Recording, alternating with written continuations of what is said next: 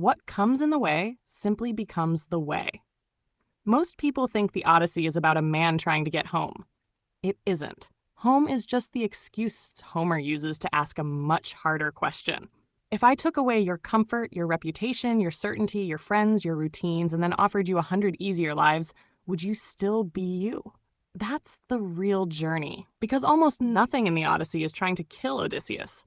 It's trying to replace him. Every island offers him a different identity. Every obstacle quietly asks him to become someone else.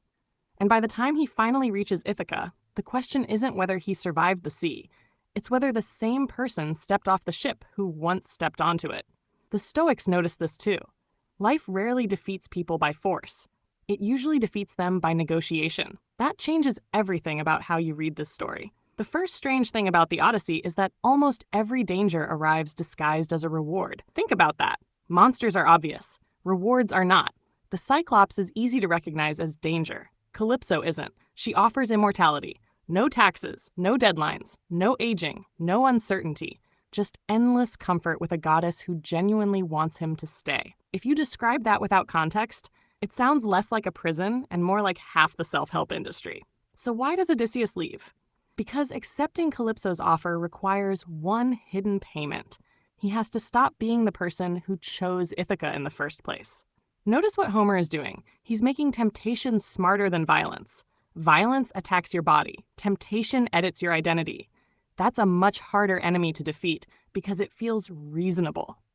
The Stoic philosopher Marcus Aurelius would later write that the obstacle becomes the path, not because obstacles are enjoyable, but because they reveal what can't be taken away without your permission.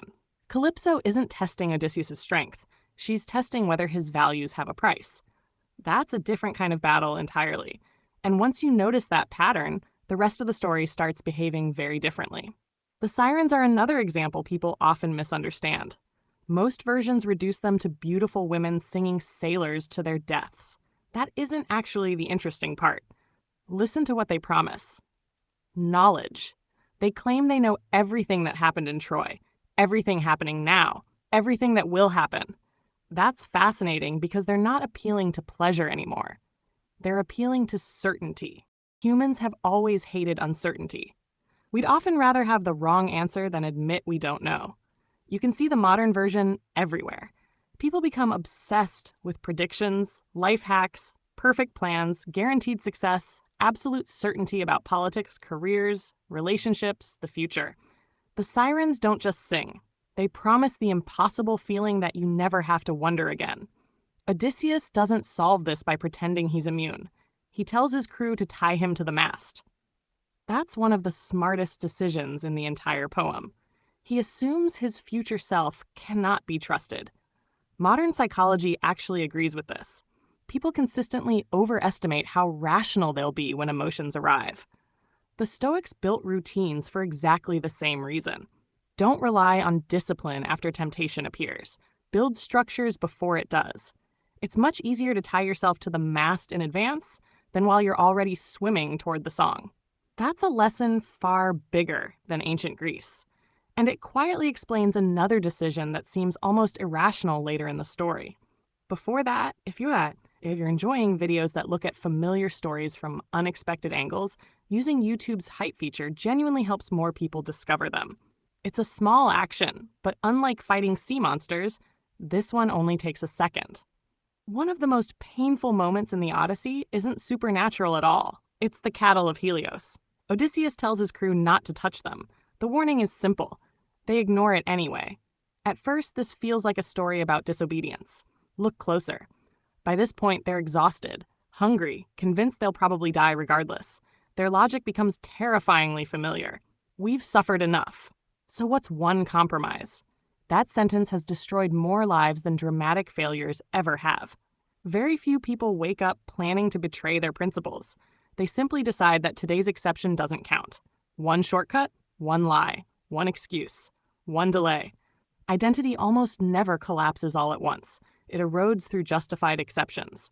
The Stoics constantly warned about this. Character isn't protected by dramatic heroism. It's protected by ordinary consistency.